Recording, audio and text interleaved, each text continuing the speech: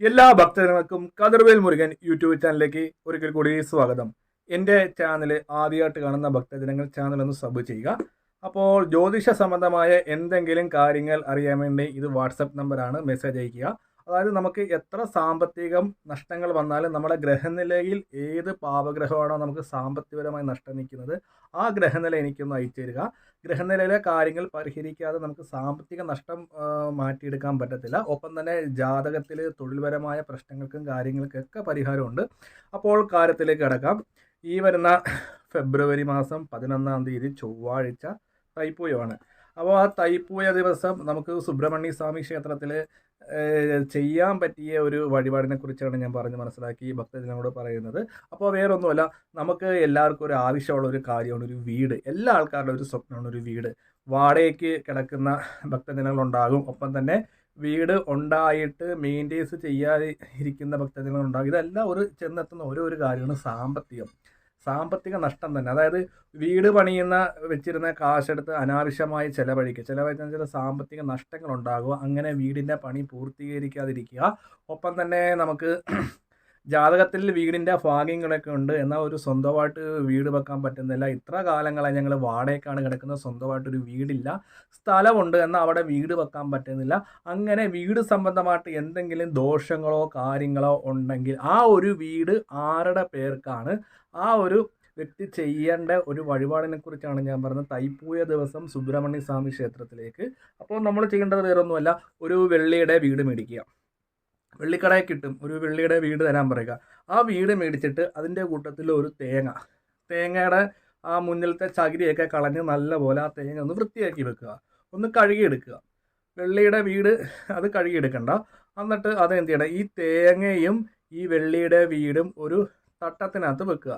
തട്ടത്തിനകത്ത് വെച്ചിട്ട് നമ്മൾ താമസിക്കുന്ന വീട്, അതായത് പണി പൂർത്തീകരിക്കാത്ത വീടാണെങ്കിൽ ആ വീട്ടിൽ എന്തെങ്കിലും പ്രശ്നങ്ങളുണ്ട്, ഉദാഹരണത്തിന് നമ്മുടെ ആ വീട്ടിൽ എപ്പോഴും വഴക്ക് നടക്കുന്നു, ഇല്ലെങ്കിൽ വീട്ടിൽ സാമ്പത്തികപരമായ നഷ്ടങ്ങൾ ഉണ്ടാകുന്നു, ആ വീട്ടിൽ കയറുമ്പോൾ എപ്പോഴും അസുഖങ്ങളാണ്, സർപ്പദോഷം എന്നീ പരിഹാരങ്ങൾക്ക് ആ തേങ്ങയും വെള്ളിയുടെ വീടുമായിട്ട് ആ വീട് ആരുടെ പേർക്കാണ് അവരെന്ത് ചെയ്യണം, ഒരു 3 വീടിന് ചുറ്റും ഒന്ന് വലത്ത് വെക്കുക. വലതുവശം തൊട്ട് വലത്ത് വെക്കുന്ന സമയത്ത് നമ്മുടെ വീട്ടിലുണ്ടാക്കുന്ന ദോഷങ്ങൾ മാറ്റിത്തരണേ എന്ന് സുബ്രഹ്മണ്യ സ്വാമിയോട് പ്രാർത്ഥിക്കുക.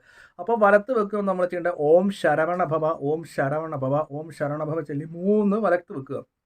വലത്ത് വെച്ചിട്ട് നമ്മൾ എന്ത് ചെയ്യണം, പറ്റുമെങ്കിൽ തൈപ്പൂയത്തിൻ്റെ അന്ന് തന്നെ വലത്ത് വെക്കുക. നേരത്തെ ചെയ്ത് വെക്കുന്നുണ്ട് ആ തേങ്ങയും ആ ആൾരൂപം മാറ്റി വെക്കുന്നതിന് യാതൊരു വിധത്തിലുള്ള കുഴപ്പങ്ങളൊന്നുമില്ല. അപ്പോൾ ഇത് ഇങ്ങനെ ചെയ്തതിന് ശേഷം നമ്മൾ സുബ്രഹ്മണ്യ സ്വാമി ക്ഷേത്രത്തിൽ ചെന്നിട്ട് അവിടെ ഭഗവാന് തിരക്കില്ലെങ്കിൽ 6 വലത്ത് വെക്കുക. തിരക്കാണെങ്കിൽ ഒരു വലത്ത് വെച്ചാലും മതി. ചില വലിയ ക്ഷേത്രത്തിൽ നമുക്ക് വലത്ത് പോലും വെക്കാൻ പറ്റത്തില്ല. അപ്പം നമ്മൾ അതെടുത്തിട്ട് ഒരു തവണ ഒന്ന് കറങ്ങിയാൽ മതി. എന്നിട്ട് നമ്മൾ എന്ത് ചെയ്യണം, ഈ ഒഴിഞ്ഞ വീടും ആ തേങ്ങയും ഭഗവാന്റെ നടക്കി വെച്ച് പ്രാർത്ഥിക്കും. ഒന്നെങ്കിൽ ഒരു തൂഷനിലയ്ക്കകത്ത് വെക്കുക. തൂഷനില ഭഗവാന്റെ നേരെ ആയിരിക്കണം. ഭഗവാൻ പടിഞ്ഞാട്ടാണ് തിരിഞ്ഞെങ്കിൽ തുമ്പ് നേരെ തന്നെ പോകണം. ഒരു ഉദാഹരണത്തിന് ഭഗവാൻ കിഴക്കോട്ട് നോക്കിയിരിക്കുവാണെങ്കിൽ തൂഷനിലയുടെ തുമ്പ് പടിഞ്ഞാട്ട് പോകണം. അപ്പം അതേ കണക്കാക്കി തൂഷനില വെക്കുക. തൂഷനില കിട്ടാത്ത ഭക്തർക്ക് സാധാരണ രീതിയിലുള്ള ഇലക്കകത്ത് വെച്ചാൽ മതി. അപ്പം ഇത് ഇങ്ങനെ ചെയ്യുന്നതുകൊണ്ട് നമുക്ക് വീട് പണിയാനുള്ള ദോഷങ്ങളൊക്കെ മാറി നമുക്ക് വീട് വെക്കും. ഒപ്പം തന്നെ സ്ഥലം മേടിച്ചിട്ടുണ്ടെന്ന് അവിടെ വീട് വെക്കാൻ തടസ്സമായിട്ട് നിൽക്കുന്നവർ സ്ഥലത്ത് നിന്ന് ഒരു പ്രാർത്ഥിച്ച്, അവിടെ വലത്തൊന്നും വെക്കണ്ട, സ്ഥലത്ത് നിന്ന് പ്രാർത്ഥിച്ച് തേങ്ങയും ഒരു വെള്ളിയുടെ വീടിൻ്റെ രൂപവും വെച്ച് പ്രാർത്ഥിച്ചാൽ മതി. അപ്പോൾ നമുക്ക് വീട് പണിപരമായിട്ടുള്ള തടസ്സങ്ങളും കാര്യങ്ങളൊക്കെ നല്ല രീതിയിൽ തന്നെ മാറുന്നതായിരിക്കും. ഒപ്പം തന്നെ ശത്രുദോഷങ്ങൾ, അതേപോലെ തന്നെ ഇത് ഇങ്ങനെ ചെയ്യുമ്പോൾ വാടക വീട്ടിൽ കിടക്കുന്ന ഭക്തജനങ്ങളാണെങ്കിൽ അവർക്ക് വീടിനുള്ള സൗഭാഗ്യങ്ങളും കാര്യങ്ങളൊക്കെ ഉണ്ടാകും.